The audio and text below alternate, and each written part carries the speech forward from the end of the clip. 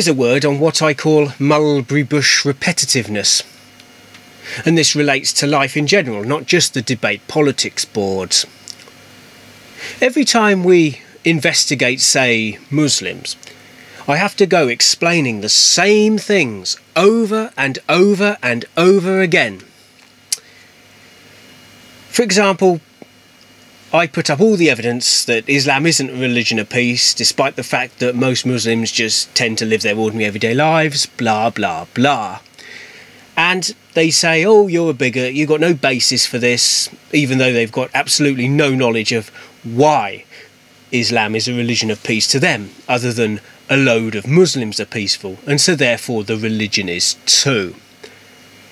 And even when I explain to them that even the hardcore genocidal stuff in the likes of the Old Testament is different from what's in the Quran, because the words in the Quran are all ordered by the Prophet, not even Jesus Christ ordered the mass murder of the Jews, Hitler style, we still have to keep on treading the same old ground. Now, the Liberals aren't daft, they're not forgetful, so why do they do it? They've taken the well-trodden path, as befitting with their lowest common denominator politics, to consciously drag people round and round the same old points. So we can't investigate things further, and it gives the Liberals an opportunity to say, aha, we have to keep on treading old ground. We told you were a bigot before, but you still keep on labouring the same old tired points. Quite often I've actually wondered why I should bother going round and round the mulberry bush all the time, other than to sharpen up and make even more concise my statements time after time after time. But there is a reason.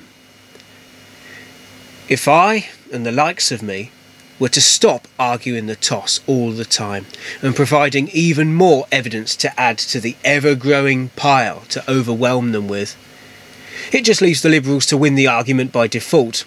It's their common tactic.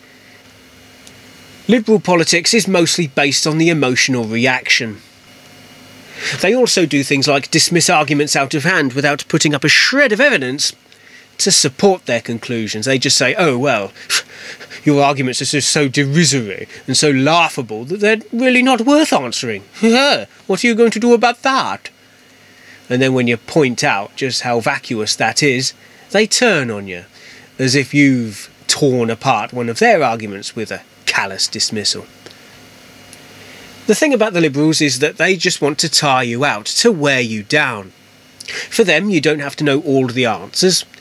Just feel that something is right.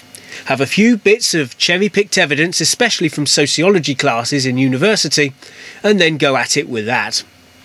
Accusing people of all sorts of heinous thought crimes if they dare deviate too sharply from the kind of bullshit that they like to level on people, without expecting to be criticised.